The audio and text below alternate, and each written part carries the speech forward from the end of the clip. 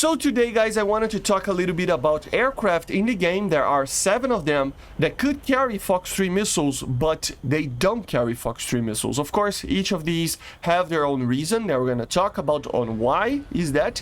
And of course, I already did a similar video back in the day, but I really wanted to revisit this because there were so many patches and everything between then and now. So yeah, let's recap everything, right? So technically we have 7 aircraft. Let's start with an American aircraft, the F-16.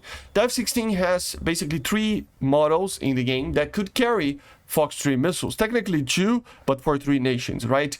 The F-16A ADF for both the US and the Italians, and the MLU for the Chinese Tech 3. These 3 aircraft, they could all carry FOX-3 missiles. They could all carry M120s. But at all the 3 situations, it makes sense on why we don't have FOX-3 missiles there. If you compare to something like the F-16AM, for example, of the French Tech 3, the Belgian F-16 there, that is very much the same, pretty much, as the MLU for the Chinese Tech 3, for example, apart from the PID system. It means that these aircraft could all, it's basically the same aircraft, it's the same principle, right?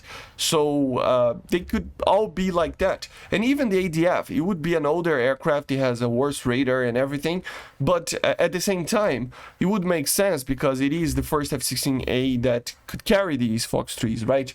The air defense version, right? The fighter version, right? So it's complicated to say that, it's kind of sad that these aircraft don't have the FOX-3s, but it makes sense. If you take a look at each of these examples, for example, the Italian one, it would be a very big gap between the F-104S and F-104S ASA and the Typhoon to basically be filled with an aircraft that is 13.3 or something like that, right? It would be a bigger gap there, but it wouldn't change too much, but it would be a bigger gap, right?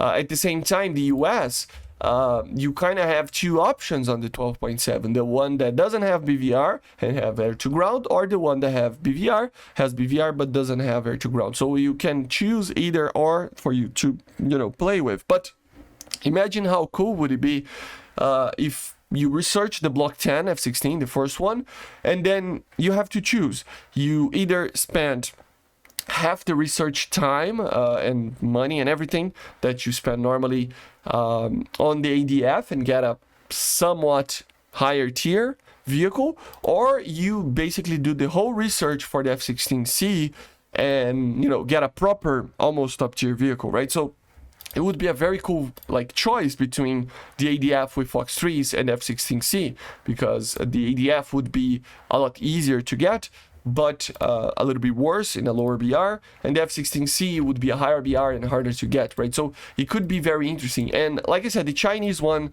it is pretty much the same as the French one, so why not add something like that? I don't think it would change too much, to be honest.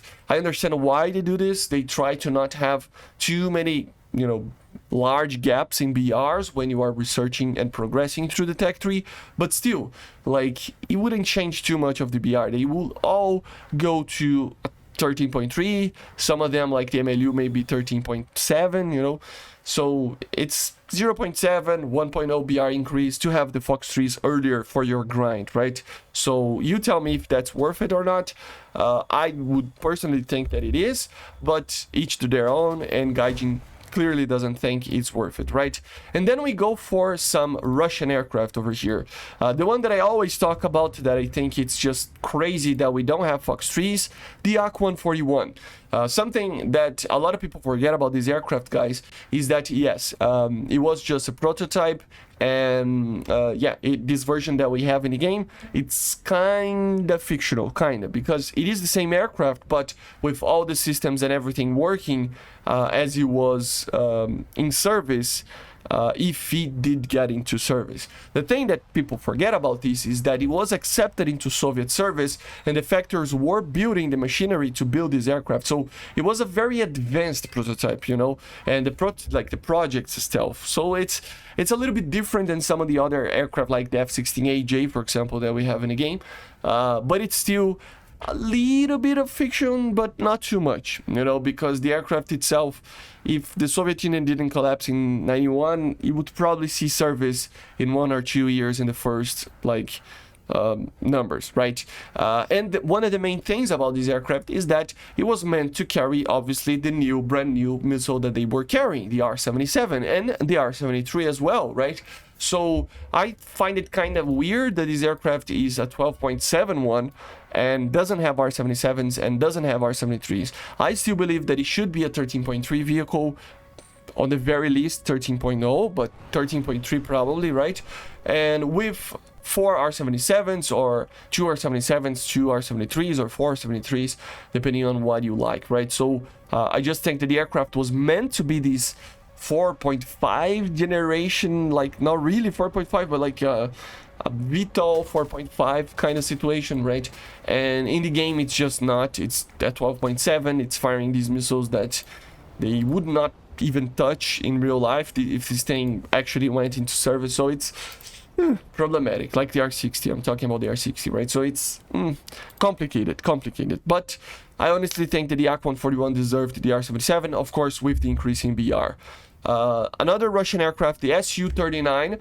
This one is a little bit more complicated because it's a premium and it would increase the BR severely, I think. But yeah, with the radar that we have there, the Kopil 25, it is a radar that could be able to carry not only the R-77, but again, the R-73 as well, right? So I still believe that you know, the R-73 is already there, but the R-77 isn't, right?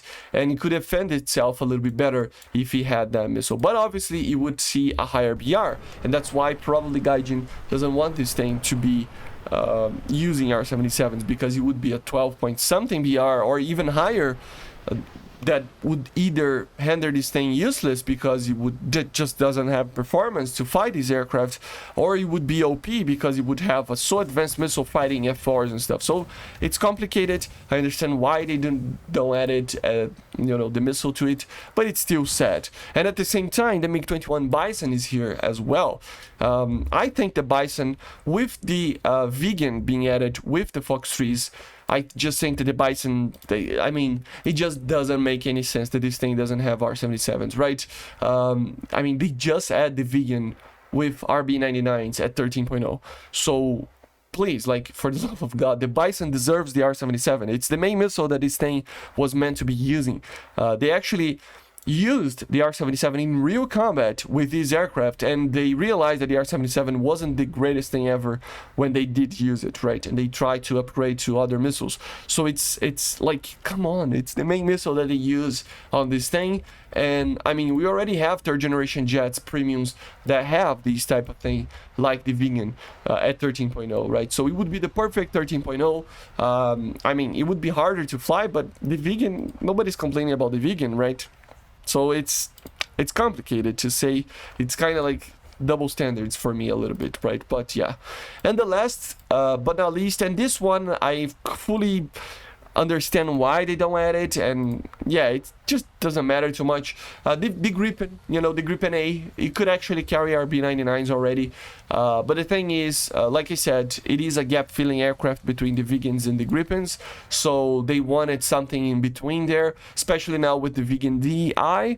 It is a good choice between having half price or half research to get the DI with FOX-3s, or a full research to get the Vegan without FOX-3s, so it's a choice that you have to do, and it's kind of fun.